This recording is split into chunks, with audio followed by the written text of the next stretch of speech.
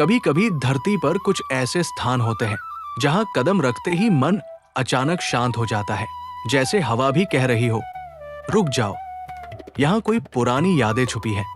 यमुना के शांत तट पर फैला एक ऐसा ही रहस्यमय इलाका था आज, जिसे दुनिया वृंदावन के नाम से जानती है। लेकिन सदियों पहले ये वृंदावन ऐसा नहीं था। न मंदिर थे, न परिक्रमा मार्ग, न भक्तों की भीड़। ये पूरा क्षेत्र था घना, गहरा, अनजाना जंगल, इतना विशाल कि कृष्ण की लीलाओं के सारे निशान समय की धूल में छिप चुके थे। लोग बस इतना जानते थे कि कभी यहाँ कृष्ण खेले थे, पर ये नहीं कि कहाँ खेले थे। कौन सा वन रास का साक्षी था, कौन सा घाट बाल लीला को याद करता था। सब एक रहस्य बन चुका था। सदियों तक साधु संत यहाँ तप करते रहे, ध्यान में उन्हें दिव्य ऊर्जा तो महसूस होती थी, लेकिन असली वृंदावन कहाँ छिपा है ये कोई नहीं समझ पाया।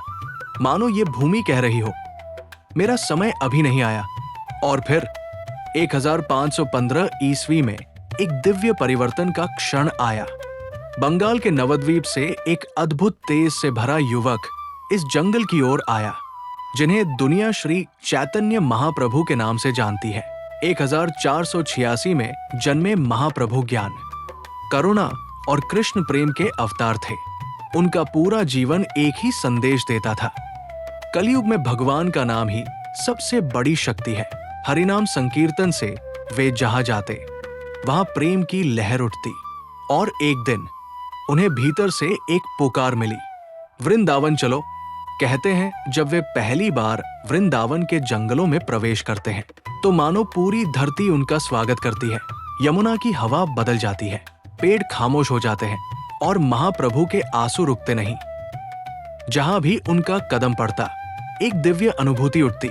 कभी वे रो पड़ते, कभी नृत्य करने लगते, कभी भूमि को प्रणाम करते हुए कहते, यही है वो स्थान जहां कृष्ण ने रास रचाया था।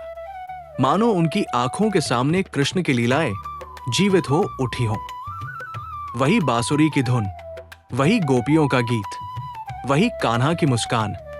महाप्रभु आगे बढ़ते हैं और कहते हैं, यहां सेवा कुछ था, यहां केसी घाट, यहां निधिवन, जहां रात होते ही लीला फिर आरंभ होती है। एक एक करके वृंदावन के छिपे हुए स्थल फिर से प्रकट होने लगे। सदियों से दबा हुआ इतिहास एक बार फिर सांस लेने लगा। लेकिन ये खोज यही नहीं रुकी। महाप्रभु की इच्छा को आगे बढ़ाया उनके दिव्य शिष्यों ने। रूप गोस्वामी, सनातन गोस्वामी और जीव गोस्वामी ने। उन्होंने जंगलों में तप किया, लीला स्थलों को लिखा, मंदिरों का निर्माण किया और वृंदावन को एक जंगल से जगत के सबसे पवित्र धाम में बदल दिया। मदन मोहन, गोविंद देव, राधा दामोदर जैसे मंदिर इस पुनर्जन्म की नींव बने। आज जब हम वृंदावन की गलियों में चलते हैं, बाके बिहारी की झलक पाते हैं, प्रेम मंदिर की रोशनी देखते हैं, परिक्रमा मार्ग पर कदम रखते हैं, तो याद रखिए ये सब उस खोज का परिणाम है जो 500 साल पहले शुरू हुई थी। क्योंकि वृंदावन कभी खोया नहीं था, बस समय ने उसे ढक दिया था।